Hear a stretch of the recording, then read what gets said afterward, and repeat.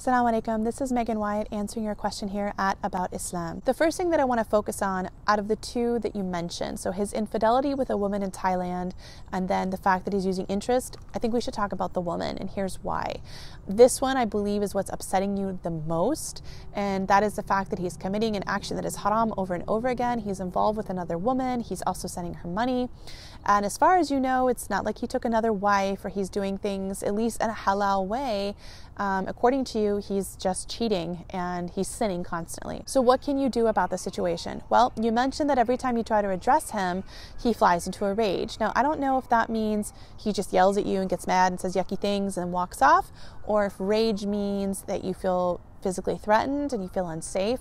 Whatever the situation is, it's not one that you're able to contain or influence by yourself at this point in time. So I recommend in situations like this that you involve somebody else. Now, why? Some people ask the question, shouldn't we cover the sins, of our spouse? Shouldn't we keep these things hidden from others? The answer is generally yes. You don't go around talking to a bunch of people or all of your family members about something your spouse is doing. But when your spouse is consistently sinning at a major level, he's doing something that's haram, something that Allah subhanahu wa ta'ala does not approve of, something which the Sharia has some very harsh punishments regarding, right? He's doing something that would nullify the marriage itself, right? That's where you have to involve another person, because your rights are being violated and he's also, not fulfilling his duties as a husband, and he's sinning in front of Allah subhanahu wa ta'ala. And so how could this possibly bring about anything positive? If you involve another person, somebody in your family, that I always say with a man is to find someone in the family or the community that he fears a little bit, somebody that he looks up to, someone whose approval that he would want, because that's the kind of person he's going to listen to. Somebody needs to put him in his place and tell him he needs to end this, he needs to get help if he doesn't know how, and he needs to stop, and he needs to quit what he's doing. And that's irrespective, by the way, of whether or not you want to stay with him or if you don't. Because you might be fed up with this, and that is your right? Or you may want to work things out, that is your right. Like you have full right to whatever it is you decide to do. But somebody needs to stop him from doing what is wrong, or at least make an effort to get involved in order to prevent him from continuing down this path of haram.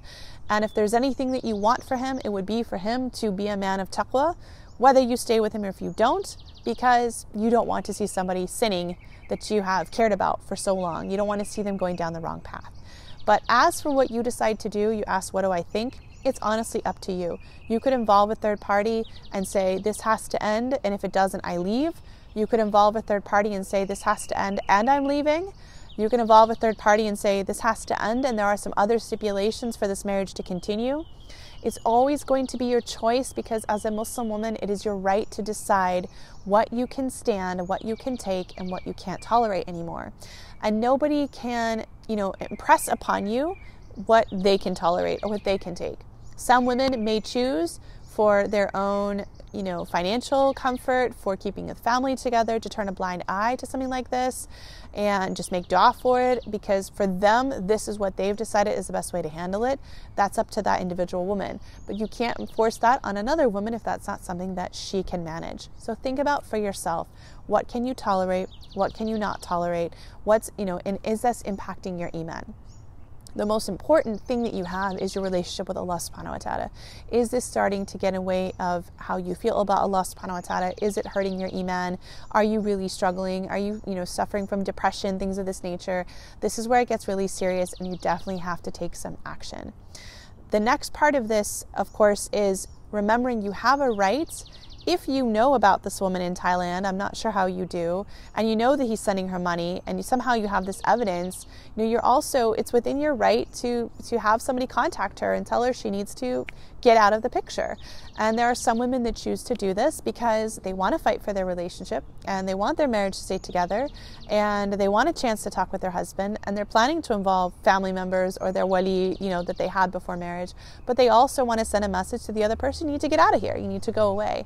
So I've answered some questions like this before, and so always my response is, it's really up to what you want to do, right? You have a right to stay, to go, to put stipulations, but if you're trying to communicate to someone who just gets angry when you bring it up and they're not willing to talk, then you're not going to get any farther by yourself.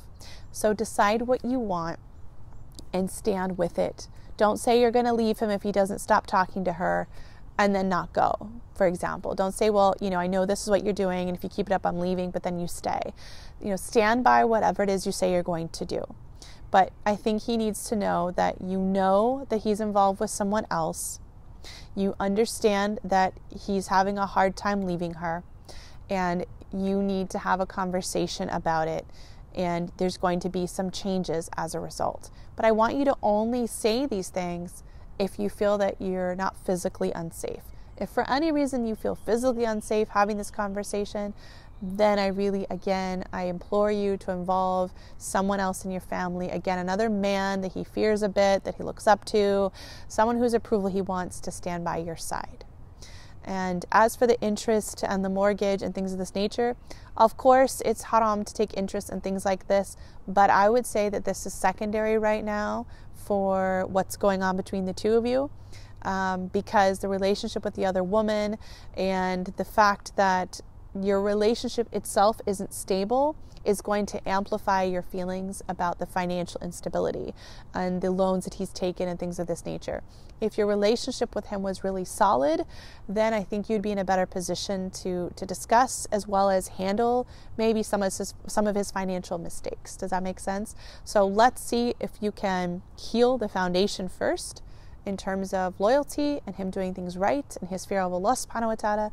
Stand up for yourself, stand up for your rights, whether you do it alone or you do it with somebody else. Okay? So I hope this gives you a place to start. And if you have any other further questions, please don't hesitate to reach out. Assalamu alaikum.